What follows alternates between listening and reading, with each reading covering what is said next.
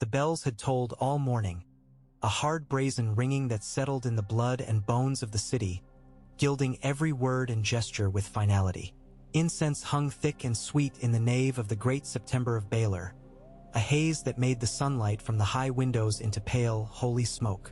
Petals from 100 blossoms, crushed in the press of 1,000 feet, made a slick mosaic over the marble, bright as spilled wine. All that brightness and the smell of censer smoke and candle wax could not mask the stink that moved with men when they were afraid, the sour heat that no perfumer's blend could sweeten. The city had come to see a head roll. The city always came for blood. Eddard Stark stood upon the platform beneath Baylor's many faces and felt the ache in his leg as a steady throb, like a far drum. Pain had sharpened him in odd places. He could smell the bear grease on Island Payne's hair from 10 paces and count the white stitches along the King's Justice's leather gloves. He could hear Sansa's breath somewhere below, thin and tremulous. Arya he could not see. That thought he pressed down beneath another. He had learned to order fear as he ordered men, and his fear for his daughters he chained behind duty and held fast. Joffrey sat a step below the mother's visage, sunlight gilding his pale hair so that he seemed made of bright wire. His crown looked too large, or perhaps his head too small. On his right, Cersei's smile was all patience and teeth. On his left, the High Septon squinted from behind rolls of fat and rings and sanctity. The small council stood like pieces for the taking. Varys soft in silk, Littlefinger's little smile, Pycelle's beard trembling with false gravity, Yano Slint solid as a meat block in half-polished steel, Lancel Lannister a gilded boy in a man's armor. The city's entire rotten tooth-buried crown collapsed into this one marble mouth. Varys had come to him in the darkness and given him a way to live that was not a way to be. A humble confession. A son of the North bending to save his daughters. Some words that would mount the boy on a throne of lies for a little longer while Stannis mustered letters into swords and the realm bled itself thin. He had turned those words over in his mouth until they tasted like sawdust. He had thought himself ready to speak.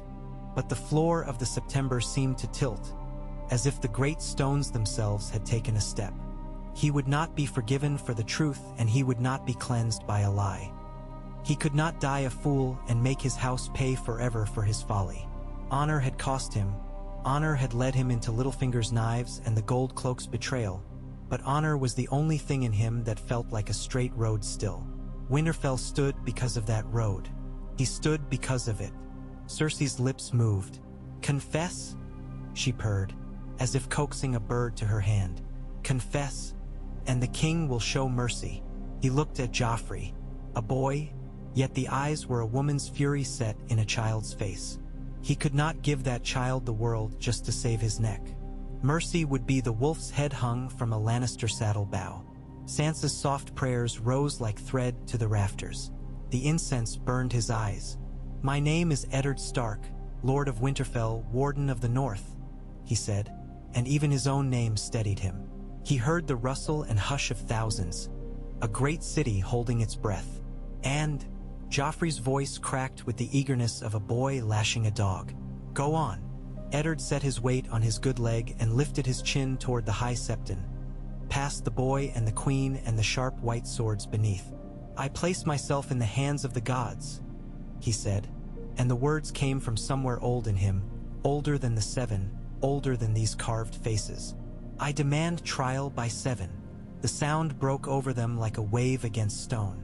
Littlefinger's smile slackened a breath. Varys's eyes went flat as coins. Pycelle wheezed. Yano Slint shifted his weight, hand rising to a fist without thinking. The murmurs swelled upward to the painted dome and came back like 1,000 sparrows in a bell tower. The words meant something in this place even to those who did not believe. The High Septon's eyes grew suddenly small and shrewd inside their fat. Cersei's smile did not change, but her hand tightened on the knee of her son so subtly that only the boy jerked and frowned and reached to pry at her fingers. "He is no man of the 7, she said at once, careful to set decorum atop fury. "He calls on pine and snow and a blood tree. The old gods have no place in this hall. The right is older than any king," the High Septon said, slow and sonorous, and some of the pearls at his throat clicked like teeth. A man may demand it who is accused of crimes by the realm. The gods judge. He looked to the crown as if rehearsed. Of course, our grace holds the choice whether to accept such a form. King Maegor refused once, and King Maegor was strong. Joffrey snapped, too fast, too bright, and Cersei pinched, a mother bird pecking her chick to silence. The boy swallowed, remembering his lesson even as his temper showed. He confessed last night, Joffrey shouted instead, seizing the rope dangled by Varys. He said he would confess. I said I would speak, Eddard replied, soft enough that only the dais truly heard, and yet the words seemed to travel, sure-footed, into the silence below. I have spoken. I will let the gods see it done. The High Septon had been a coward many times in his life. It was not that he did not know it. He took no joy in the taste. He had been a boy once on a hard bench learning a hard law written in a softer age. Trial by 7 was a relic, and a relic is all the more sacred for being dusty. But in the September, with the mother looking down and the warrior stern and glaring and the city a weight upon their shoulders, he felt something like iron under his fat. The god's judgment is holy, he said, and his voice found a resonance in the nave that had not been there. In 10,000 throats a mutter rose of justice and gods and old ways remembered. Cersei's teeth bared, just a flash. We do not answer to begging of the mob dressed as prayer, she said. The king, Varys murmured velvet soft, will appear the more gracious for granting an ancient right. He will be loved for it. There will be no talk of cruelty today, and if the gods favor what is, they will favor him. He tilted his head, nothing on his face but mild concern, but Eddard heard the calculation clicking beneath it like a clock. Cersei's eyes skimmed him, then the crowd, the High Septon's greedy holiness, the faces turned upward in hope. She could taste disaster in any acquiescence, yet to deny in this place would be a challenge to stone and sky. She took the boy's hand and squeezed it until his fingers whitened. We will grant the demand, she said. You will name your 7, traitor, your champions who will fight for your lies, and we will answer with 7 of the king's most loyal knights, Joffrey finished, pleased to snatch the saying from her mouth. Sansa sobbed and covered it with both her hands. Somewhere in the smoke, Arya's breath disappeared into other breaths. The sound in the September changed, from fear toward a hungry, almost joyous hum that Eddard had last heard in the north before a bear baiting, and he hated it. Ser Boros Blunt's cheeks were pale and meaty beneath his helm. Ser Meryn Trant looked from Cersei to the High Septon to Joffrey and found no expression he could wear that would fit all three. Ser Aerys Oakheart's eyes lowered almost instantly to the floor. Ser Mandon Moore's face was a piece of marble with a man behind it only by rumor. Ser Preston Greenfield drew a slow breath, then another. They were men who could kill. They were also men who had learned killing behind brocade and under candlelight. It is most irregular, Pycelle blurted, seeing perhaps a road he could block with words. There should be petitions and letters to. The petitions kneel, the High Septon said sharply, surprising all of them. Here. Cersei took it then, as she always did. Not by deciding but by making decisions seem inevitable.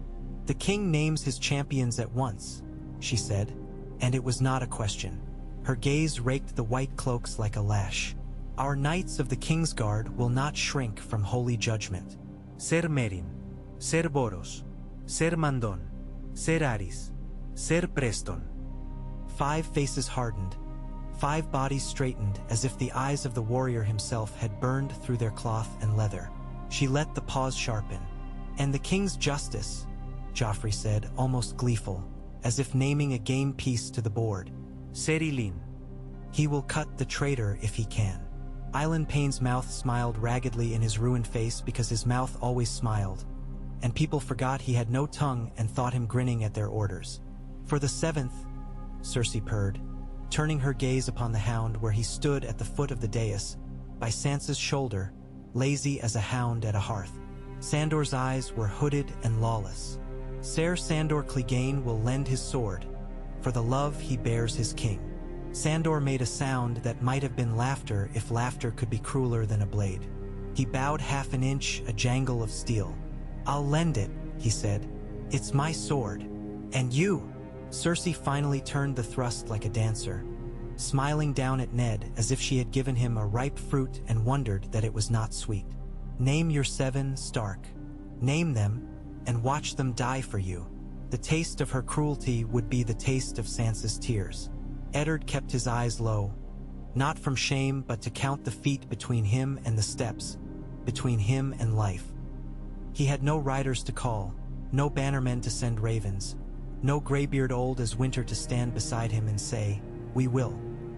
His men had been butchered on the steps of the Hand's Tower in the drizzle. The friends he had made in this city were dead men with wine on their breath. He thought then, foolishly, of Ser Barristan Selmy at Robert's side the day he and the king had argued until they were hoarse, that old, hard face that had seen so many kings and yet still knew what a true one must be. Footfalls sounded on marble, sure and unhurried. The white cloak was a small blizzard in the incense haze as Barristan stepped forward, making space for himself without asking it. The king's guard gathered around him parted as if a post had broken a stream in 2 eddies, and the old man climbed 3 steps, each fall of his boot as soft as a kiss. His age sat around his eyes, but his shoulders were proud still, the line of his mouth that of a blade. "I will be one," Ser Barristan Selmy said. He did not look at Cersei or Joffrey or the High Septon. He looked at Ned, and Eddard felt something rise in him, a wordless gratitude like a hawk taking flight. The murmur below them changed key, surprise in it, hope. Cersei smiled as though that had been what she wanted all along. "Our Lord Commander's sword is sworn to the king," she said gently, and the gentleness was a knife with both edges whetted. "He will do as his oath requires. He will stand for the crown." Barristan finally turned his face to her. "My oath is to the king," he said, so mild it sounded like good manners. "To protect him and his realm. To protect the innocent." His gaze flicked over the edge of his seeing toward the mouth of Island's smile, toward Sansa's white fingers, to the High Septon's rings. "If holy judgment is to be met, it must be met with honor." "Then you will fight for the crown," Cersei returned, swifter now. "No," Barristan said, and he unfastened the clasp at his shoulder. The white cloak slid from him with a whisper like snow from a branch and puddled at his heels, and the entire September made a sound as if somebody had grasped the throat of a choir and squeezed. "I will fight for honor." "Old fool, Joff." Ray spat, and his voice was shrilly pleased even when he was angry. "Where are your friends now? Do you think the gods will give you back your youth?" Barristan's eyes did not leave Eddard's. "The gods give what they will," he said. "Once I saw 7-faced 7 and justice done at a river's bank. I would see justice again before I die." For a heartbeat, the name Baelor Breakspear trembled behind his tongue like a prayer to a fallen saint. Cersei did not bother with words. She snapped 2 fingers at Janos Slint. The man grunted, half-stepping. In the ranks of gold cloaks at the shoulders of the dais, a dozen men moved as if a string had been tugged. The High Septon, too late, swelled in his breath like a bellows. "In the sight of the gods," he boomed, but no iron had yet been swung that could stop iron. A cloaked figure detached from the darkness behind a pillar, moving with a slide of foot on marble that made no more sound than the brush of a bird's wing. The brass-knobbed stick in his hand rapped once, twice, drawing Meryn trance just as the figure's other hand flicked. The dagger flashed like a wink. It touched Meryn's wrist so precisely that his sword went clattering against stone, and the man who had been a dancing master squinted, smiling, beneath his mop of hair. "A bad habit to drop your sword," Syrio Farrell said. "7 hells," Ser Meryn breathed, and the 7 smiled or did not. On the floor below, Yoren spat brown and shoved through 2 rows of small folk, elbows hard as cudgels, his black cloak and dented kettle helm making him look like a battered crow come down to peck at a feast. "Make a hole," he snarled, because men liked to be ordered when they were afraid. He came up against the steps and had steel kisses at his ribs before he was there, 2 gold cloaks hissing like geese. He showed them his teeth and his empty hands. "This man said the gods will judge," he said, loud enough for a ring of faces. I think the gods might like to see him stand on his own feet for it. His eyes found Eddard's through a pail of smoke. The Black Brother nodded, almost nothing, and Eddard nodded back. Sirio danced. Barristan Steele whispered and then spoke with sudden surety. Sandor Clegane's mouth went thin. He took a step that could have been forward or back, and Sansa clutched at nothing and prayed with her whole body. The High Septon's voice thundered uselessly under the iron symbols of drawn swords. Cersei's smile showed a little of the wolf beneath the silk. Littlefinger's eyes were bright, avid. Eddard Stark had the cuffs off his wrists before Janos Slynt realized that he had decided already. Yoren's knife had kissed the rope while the High Septon argued with God. "Gods keep you," the Black Brother said, absurdly, and shoved. Eddard's bad leg sang white fire, but he moved, because when it is time to move or you die. Island Payne's sword rose like a sunset, and Barristan's blade caught it, sparks chipping like gold coins thrown to a mob. Ser Ares Oakheart's mouth opened on a protest that was half prayer, and Sandor laughed, a bark without joy, knocking a small folk man from his feet with the flat of his blade as the front rank surged to see, to touch, to be part of the moment where old things returned. 7 face 7. Someone cried in delight, the way men cheer a game. Somewhere another voice screamed, high, raw, unshaped by words, and the cry multiplied until there were a dozen of it, as if the 7 had small folk throats. Sirio's stick cracked Meryn's knee, and the knight went down with all the grace of a sack of barley. The little Bravosi did not grin. His face was intent as a carver looking for the grain. He reached, and suddenly a steel sword was in his hand, a stolen toy that fit him too well. "Not now," he told Ser Mandon Moore when the man in marble moved like a statue falling, every angle terrible and simple. "Not now." His sword whispered once, twice, and Mandon reeled, surprised that blood could come from him. Gold cloaks tried to do what they were paid for and found that the coin had bought less than they had hoped. Men with candles and women with petitions hid behind pillars and tore their voices shouting. The High Septon in his fury was magnificent. "In the sight of the Mother!" he roared, and his fat rolled with the force of it, and candles swayed and guttered, and the dome seemed to cast the words down like stones. Ser Island Payne's blade was the answer the crown knew, that had always been the crown's answer. Barristan's was the answer of a different time. They met again and again in a music as old as their gods. Eddard moved as men clashed around him, and 2 steps down Yoren's hands found his arm like hooks. "Down, down," the knight's watchbrother hissed, and only then did Eddard see the gap behind the dais, a dark mouth behind silk draperies that was not a place anyone but a rat should know. Varys stood there, round and blank, his fingers on the tassels as if he were considering new drapes. When he saw Eddard, his bright eyes softened, a flicker of something like relief fading immediately to care. "Quickly," he said, and the word floated like a feather, yet pulled like rope. Sansa cried her father's name. Eddard looked for her and saw Sandor's back a moving wall, and over the bone and leather of that back he glimpsed a pale oval of his daughter's face. A little thing in a city of horns and teeth. He almost turned. He almost undid everything with a father's reach. Yoren's fingers bruised him back to sense. The smell beneath the dais rose up at him, wax, steel oil, the mildew of stone, the faint piss stink of rats. Varys lifted the cloth as if displaying a bauble to a queen.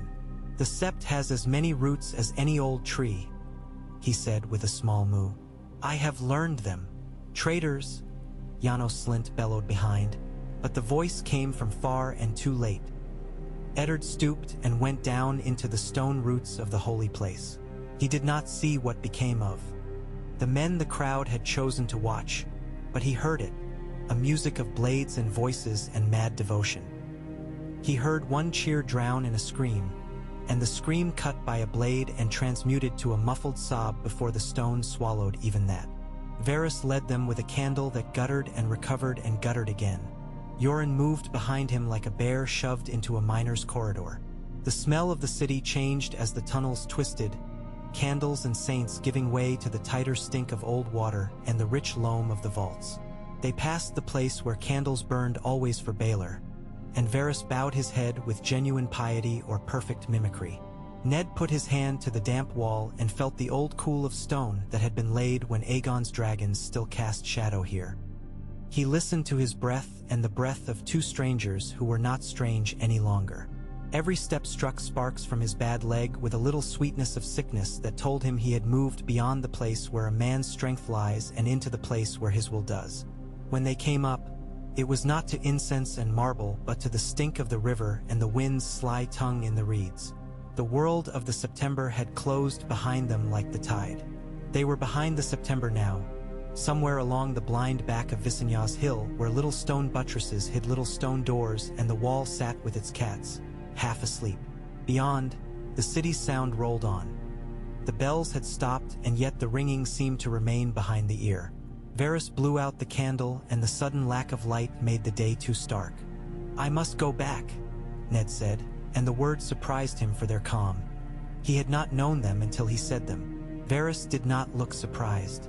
"You must live, Lord Stark," the eunuch replied, soft as ever. "The dead are deaf to pleas and bargains. Your keeping your head may do more good than losing it today would have done. Mercy is still possible for your child while you breathe. Sansa." It hurt worse to say her name than to step. Sansa was in that great hungry marble place with the queen and the boy and the hound, believing and breaking. Arya was somewhere with a face like water, fast and wild. "Arya, the little one is safer than you guess," Varys said, and there was a small genuine pride in the way he said it, as if he had made some fragile machine work at last. Then he shook his head and the pride was gone like a trick. "You must move, my lord. I have a way to the river and a boat that will not be missed for a few hours. After that, the city's nets will close." Yoren spat. "Boat," he said, as if tasting the word for someone else's supper. "And me with a dozen brats to gather for the wall. Still, if I can find the little wolf, you'll get her out," Ned said, and the trust felt like he was laying down a sword and hoping to pick it up again. "You will, or I'll die in the trying," Yoren said with a grunt, which was what his oaths allowed him to promise. He stuck out a hand as if they were two men at a crossroads meeting blind. Ned took it. The Night's Watch brother's grip was like a knot of roots, gnarled and strong and unsentimental. "Look for me no more," Yoren told him. "The wall's my road, but I'll put good miles under her feet if she's willing." He glanced up toward the holy hill and spat again. "Not much faith in their gods, but a deal of faith in my feet." Varys led Ned down a fox's run of lanes until the city thinned to the pale weeds along the rush and a dock half-rotten with neglect. The boat that waited there was no more than a long belly of tarred wood with oars like bones braced along her sides and a rag of a sail. The two rivermen that crouched under the sail had the shut faces of men who had decided not to know anybody. One of them looked at Ned's leg and at the sword he did not have and at the weight of him and pursed his lips. "He goes where I say," Varys told them, and his voice was the city's. They did not argue. Ned turned at the small sound behind him. Sir Barristan Selmy slipped from between two stacked crates like a man stepping from a tale one had only half listened to. There was blood on his sleeve and along his jaw, bright and wet, different men's blood by the look of it. His white cloak was gone, his breastplate scuffed, but his eye was keen as any he had seen on a field. "You will have need of a sword before the day is done," he said, "and I have need of a cause before I'm done at all." Ned stared. "You drew blade against the crown on holy ground," he said. "They will call you Oathbreaker." "They will," Barristan agreed, "and yet I know the shape of my oath better than they. The king I swore to hold no longer sits the throne." Varys breathed out as if tasting this in the air.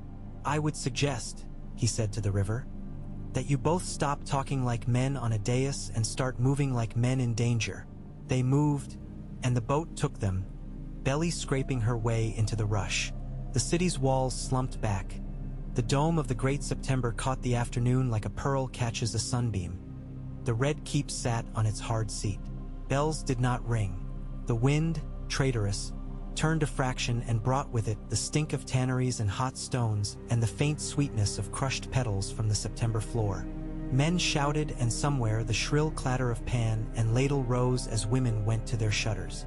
Creeks and hidden streams met the rush in little sours and sweetenings. The river took them all and made one brown flood to join the Blackwater's salt. A gull laughed. It was obscenely simple.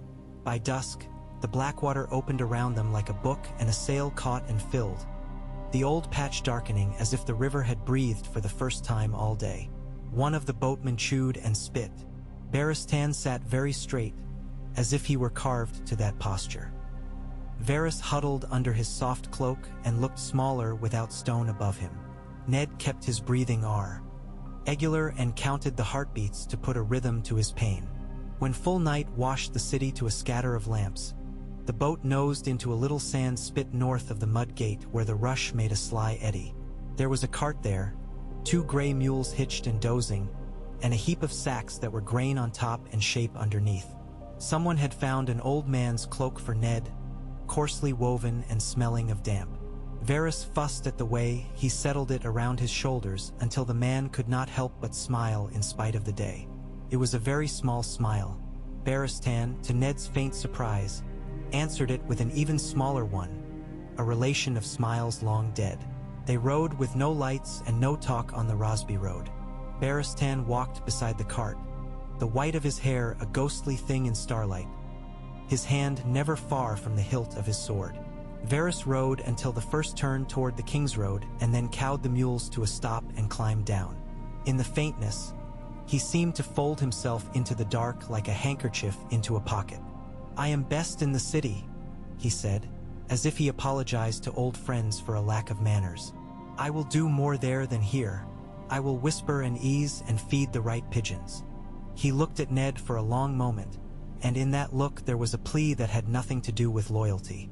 "Do not make all the enemies at once," the eunuch said. "Leave a door where a door might be walked through, even if only at a crawl." "I will do what is right," Eddard said. Varys sighed. "I have always found that to be the most difficult thing for a man to define and the easiest for him to insist upon." He bowed. "A flower bending. Live." He slipped away. The night ate him. They made the King's Road before false dawn and saw no one wiser than a fox for a dozen leagues. When the sun finally threw a cheap coin of light into the eastern hedge, the sky was pale iron and the cart wheels had rattled Ned's bones to powder. He slept for little falls at a time, like a man wading a winter river who lets the current take him for a heartbeat and then fights again. Barristan's shadow kept pace with the cart in the corner of his eye, never flagging. The old knight did not eat. He drank only when Ned told him to, and then like a man who had never been thirsty in his life. He spoke only twice, once to point out a copse where the road widened into a perfect place for an ambush, as if reminding the morning that it could be dangerous, once to ask Ned one question. "Do you mean to set Stannis on the throne?" "Yes," Ned said. "He is the rightful king." Barristan nodded. "He is the hard king," he said. "That may be what we deserve." They came to the inn at the crossroads at noon, and the world felt for a moment as if it remembered its own shape. Chickens muttered in the dust, and the smell of onions and old beer was almost a comfort. The innkeep eyed the cart and the man with the white hair walking, and the old man slumped among his sacks, and a little greed flickered, then died. Whatever this was, it was not a fat traveler to be fleeced. Barristan went inside and came out with a horn of ale and a bowl of stew for the old man. Ned ate, awkward with gratitude and pain. Catelyn was behind the inn when they led the cart around back to check a binding. She had come with half a dozen Tully men to pay a miller in grain, a little errand in the middle of a life that had become one long errand between griefs. She had not eaten. She had not slept. Her face was the map of river and stone and duty. When she saw the man rising from the cart, the bowl slipping from his numbed hands, the cloak sliding back to show him, she did not gasp or cry. She set her hand on the side of the cart and steadied herself as if the whole world had rolled under her, and she nodded once, as if they had agreed upon this meeting long ago in a warm bed with children sleeping and candles guttering in glass.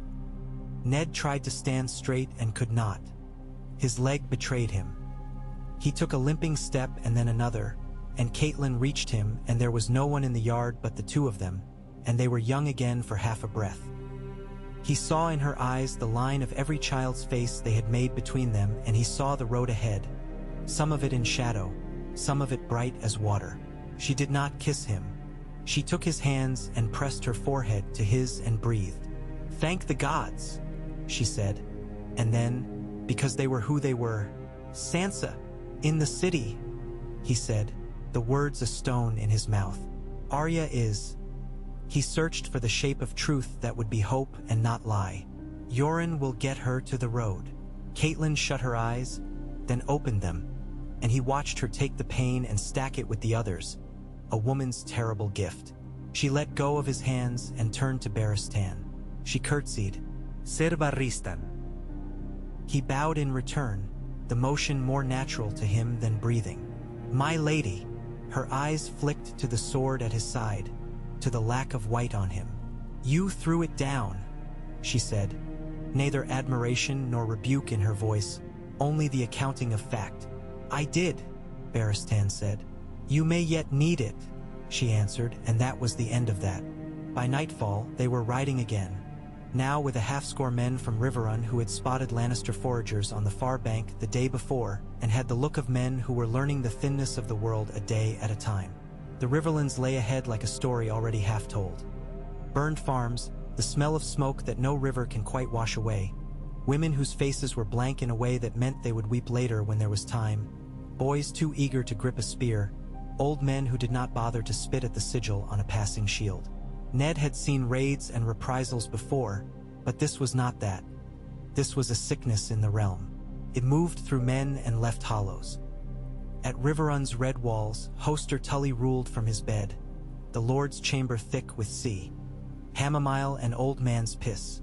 But he was still sharp as a fish's eye when Catelyn spoke, and he listened to Ned as a father listens to a husband he has half forgiven. "We will fight," Hoster rasped, "but not to set a boy with a bastard's crown where a hard man with a true one should sit." "Stannis," Ned said, and Hoster nodded until the movement took his breath. "Robb comes from the north with the young wolves," Edmure announced, with a vigor that was half bravado and half hope. His arm was bound to his chest and his face kept turning toward the door as if he could see his own banners cresting the road simply by will.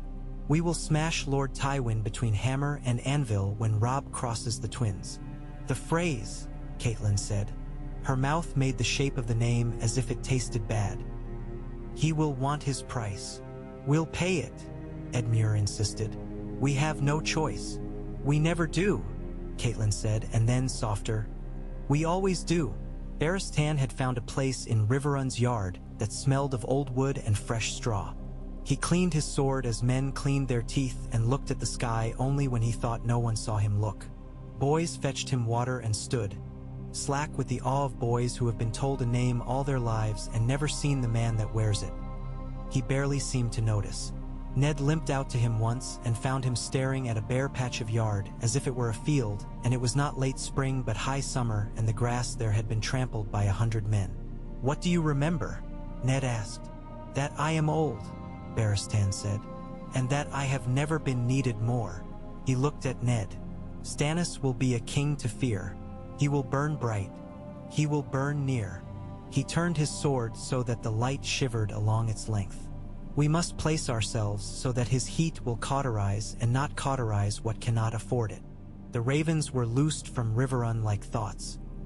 They went to White Harbor and Bear Island and Last Hearth, to the eyrie where Lisa took them each and hid them like a jealous hen with eggs beneath her shift, reading the words and seeing poison in the ink itself, to Storm's End where Renly weighed words like coins and found them less than the bright gold of hearts and banners, to Dragonstone where Stannis Baratheon read and scowled and wrote again with a hard hand that left grooves in the parchment.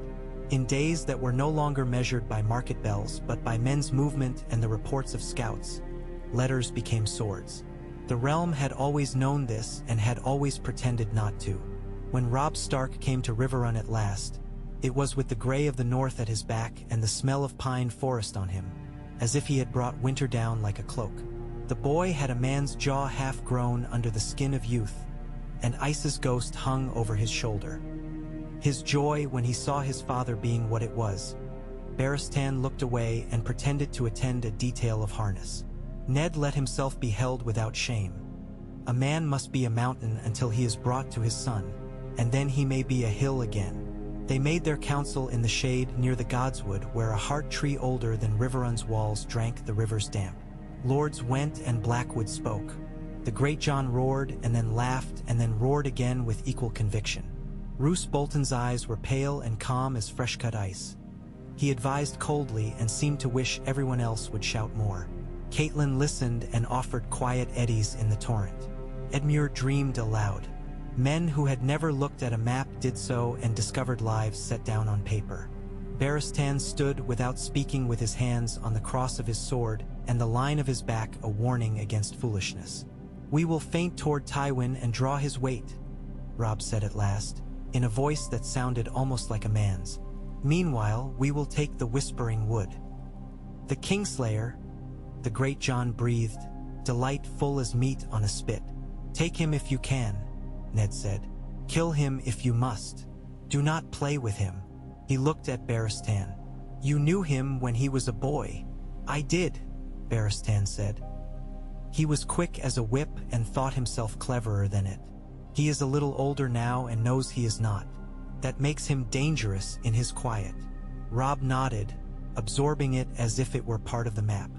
"If we hold Jaime Lannister," he said, and his eyes went to the city in the air, to Sansa's face in his head, "we will have a song to sing to the Queen." Jaime Lannister sleeping under a willow with a dozen men in mail, and more sitting their horses, and more out watching the lines dark and light and shadow, and the river telling secrets to the shore.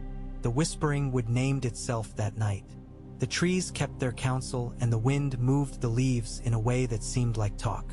The boy with the wolf face on his banner sent his men in like foxes, and they took the Lannisters by the heel bone and hamstrung them with rope and branch and sudden arrow. Great John Umber's laughter could have felled trees. And maybe it did.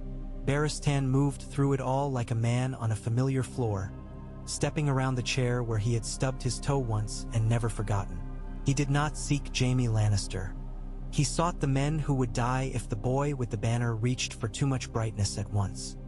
He put his sword where it would keep a lord's son alive and where it would take a common man out of an arrow's second flight. He saved 3 men he would never know the names of and killed 6 he would never meet in memory again. And when he finally saw the flash of hair like tarnished coin and the hard grin, he was 30 yards away and the great John was already roaring toward it. Steel talked in that dark like old friends. Robb Stark rode through it as if the trees themselves had put him there and had a mind where he should go. Grey Wind's eyes were green and not human at all, and the wolf's breath steamed. Jaime Lannister fought with grace that made killing look like dancing and looked wildly glad in a way no one should. Eddard Stark did not ride that night. He stood with his back against the rough bark at the edge of the gods' wood at Riverrun and listened to the trees there, and heard nothing but water. After, Jaime sat in the great hall with his hands bound, and laughter went around him as if applause at a mummer's show. He did not look at Robb. He looked at Eddard and smiled with half his mouth. "You were always better at choosing the difficult road," he said. "Trial by 7. I should have thought of that. 7 to 1 would have been more to my taste." "You were never a man to let the gods judge you," Eddard said. "You judged yourself and found yourself excellent." Jaime's eyes glinted. "The boy who thinks himself king will find himself a boy again before long. And you, Lord Stark, I thought you would die a fine death, schoolboys to recite it in 10 years and get half the names wrong. You've spoiled a number of stories today." "Good," Ned said. "The realm is very sick with stories." Caitlin looked at Jaime as if he were a wolf that had come into the kitchen. She neither flinched nor made a show of courage. "Your sister is holding my daughter," she said. "We hold you. You will live until Sansa is set free. If she is hurt, you will suffer for it." Jaime laughed, delighted. "You think that will move Cersei? She would carve pieces from me and eat them if it would please her." "She will not be the one to decide," Ned said. "Men will know what she did. Men are not blind forever. Men see what they want," Jaime said. "Sisters too." He leaned back in his chair as far as the ropes would allow and looked to Barristan. "And you, old man, you left your white cloak in the dirt." "The dirt will wash," Barristan said. Jaime Scrinbent. You may yet wear black. It will suit your hair. Barristan's face did not change. And you may yet learn your oaths, he answered. The letters that came to Riverrun after that were darker. A raven from Dragonstone bearing Stannis Baratheon's hard hand, naming Joffrey and Tommen and Myrcella born of incest and claiming the throne in words that seemed cut from iron. Ned read it twice and then again, and he signed his name to the bottom of the copy they sent north and set his seal under the direwolf stamp. He speaks truth, he said, and the words cost him. Another raven, later, smelling faintly of roses even after it had crossed half a realm. A letter with Renly's easy flourish, inviting banners and feasts and offering promises like summer fruit and nothing harder to bite. Catelyn read it and closed her eyes and saw the boy she had once watched run with a toy sword in the courtyard at Storm's End. He will be loved, she said. He will not be king. Then he will try to be all the harder, Ned replied. Sansa in King's Landing. She learned the shape of days there, the way men bore steel like the city bore stink. She sat where she was told and curtsied and sang songs when asked and kept her hands still even when they trembled. Cersei Lannister came like winter sunlight, cold and bright. She stroked Sansa's hair with fingers that could have been a mother's if they had belonged to someone else. Your father ran from judgment, she said, and she made it sound like the saddest thing in the world. He could have confessed and spared you. Now we must all bear a little more cross. She put her hand on Sansa's cheek and Sansa wanted to bite it and fell in love with the idea of biting it and hated herself for thinking something so common. She thought of Jane Poole and cried when no one could see. Sandor Clegane came to her at night once, smelling of horse and oil and something hot that might have been fear. He stood in the doorway like a slab and tilted his head like a dog listening to thunder. You don't have to believe them, he said, his voice rough as a file. Believe nothing. Breathe. Eat. That's how you live. I have to be a lady, she said, because she had nothing else left. That's how I live. He made the noise again that might have been laughter on a man with a different face. Be that then. He shifted. Your father is not dead today. That counts. I prayed, Sansa said. I prayed to the mother. She did not add that she had prayed to the maiden too, and to any god who might listen. The gods are not listening, Sandor said. Then, after a beat, or they're laughing. But he set down a little bundle on her table, a piece of freshly baked bread wrapped in cloth, still warm from some hidden kitchen, awkward as a lover's offering. He left before she could thank him. She thanked him anyway, to the closed door, in a whisper. Arya did not pray. Yoren cut her hair and cursed her face into a boy's face, and she made her mouth into a hard line and hid her fear in her boots the way men hide knives there. She went by Aerie and kept her list in her head and put Joffrey on it and Cersei and Island Payne and Meryn Trant, and added a name she did not say aloud because he had a soft voice and a kind face, and because he had bargained to cut her father apart with words and then had saved him with a tunnel, and she did not know what to do with that. She would learn what to do with such things. Yoren's hand on her shoulder was heavy and good. Gendry in the cart was big and sullen and protective without understanding why. Hot Pie was small and full of stories and hunger. The road went on and the north was as big as her anger. She ate what Yoren said and walked when he told her and slept when the bushes and the sky made a little roof, and she thought sometimes she could hear the sound of swords far away, the whispering would telling itself to her like a tale someone thinks she is too young to hear. In King's Landing, the High Septon lost a little of his sanctity and gained a little of his courage. He did not bless every cruelty now with silence. He did not bring himself tea, or denounce the queen either. He did what fat, frightened men with hidden iron do. He endured and made small prayers into small actions and flattered the gods with candles. He cleaned the floor of the September himself one night with a handful of acolytes and 2 silent sisters, and when they came to the place where dried blood had grouted the mosaic between Baelor's feet, he knelt down old and stiff and scrubbed. He muttered words so hateful that they must have been true. He told his god that he had been a coward. He asked to be forgiven for granting rights he did not enforce and for allowing swords he could not stop. He prayed for the girl who sang and the brute who watched over her and the little wolf running. The gods said nothing. They listened, perhaps. Tywin Lannister did not listen. He sent men into the riverlands with ravens on their banners and flayed the skin off the country and dried it like parchment. He taught his nephew the price of laughter and his captains the price of mercy. He paid for every letter with 10 burned fields and for every rumor with an old man hanged from his own gate.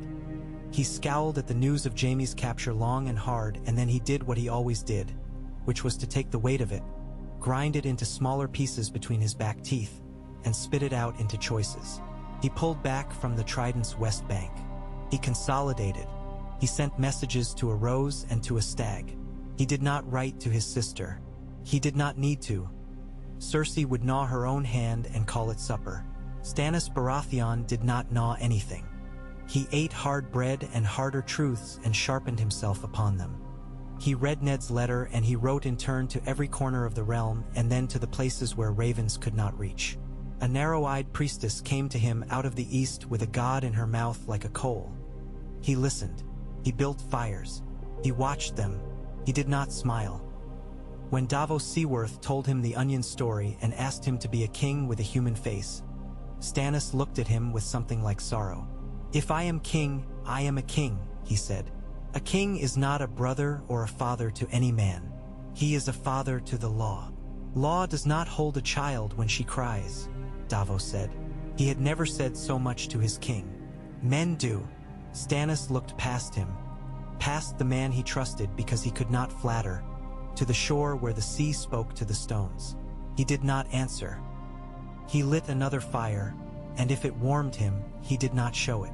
Ned Stark learned to walk again in little increments, each step a slice that paid for some piece of the future. He stood in Riverrun's God's Wood under leaves that did not whisper to him as his own had and asked his gods for patience. He found he had some. He put it into each act. He wrote to Lisa Arryn and knew she would not come. He wrote to Balon Greyjoy and wished he did not need to. He wrote to Robb's bannermen and asked them to hold their anger like steel, useful only when needed. He asked Catelyn to go south and stand between Renly and Stannis like a weir in a river, to slow what could not be stopped. "Do not choose one in front of the other," he said, and the look she gave him was old and complicated and full of pride and pity. "You will support Stannis," she said. "I will," he answered, "and yet you ask me not to say it in a way that makes Renly close his ears." "Yes," he said, "that is what I ask." He touched her hand. "You were always better at moving men with words than I." "Men do not hear what you do not say," Catelyn told him, "but I will try to say what they can bear." "Keep safe," he said. "That," she said, "I cannot promise. Not now." Baratheon and Baratheon collided in a field outside Bitterbridge, but only in banners that day and not in steel, and Catelyn made promises that were baskets for eggs she did not have. She spoke to Renly of love and to Stannis of right and came away with ash where she had hoped to hold water. Renly's laughter died when he slept and came back when he woke.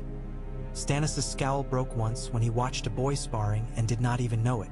She rode between them and thought sometimes that she could hear their children laughing together in some better world. Sansa learned that tears can be dried with lies if one is a queen and with sleeves if one is not. She learned the shapes of the seasons in a city's gossip. She learned that the Hound would always come when Joffrey wished to be cruel, and that sometimes he would stand a half step where the blow would fall lighter, and that it was not kindness and was.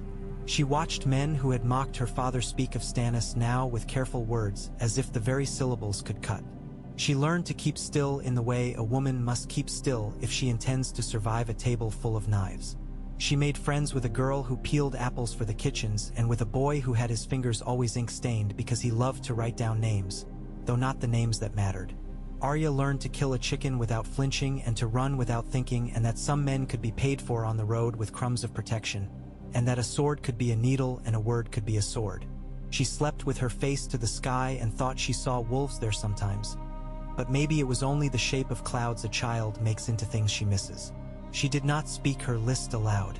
She mouthed it and smelted it until it became a small bar of iron in her chest. She carried it. She would carry it a long time. By the time the leaves along the Red Fork were more flame than green, the realm had learned to speak new words aloud without stumbling. Men said Stannis over their cups and did not spit after. Men said Renly with their mouths sweetened by rumor. Men said the North with respect. Tywin's men said mud and wolf and fire under their breath and looked to their boots. The city said bread and price and sometimes mercy, as if trying a word the tea might taste good. Varys said many things and meant some of them.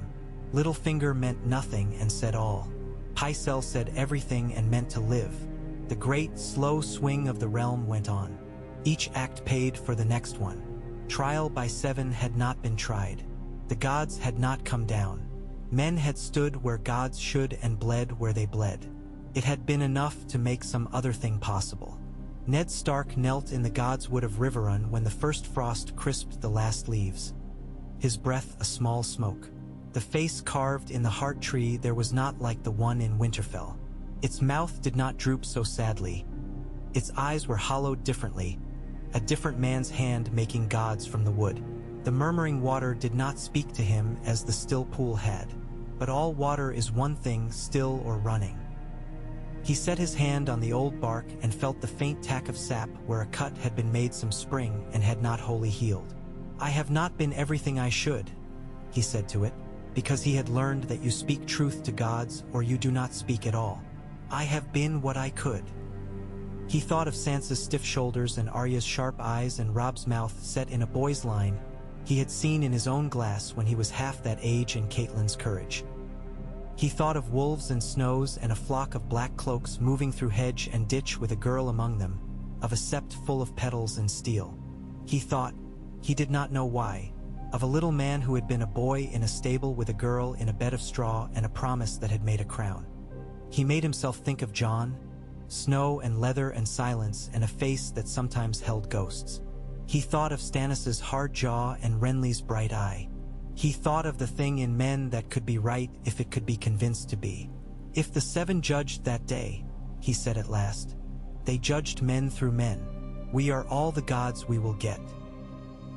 He put his forehead to the bark, and for a heartbeat he felt the old world breathe around him, the one with less marble and more truth.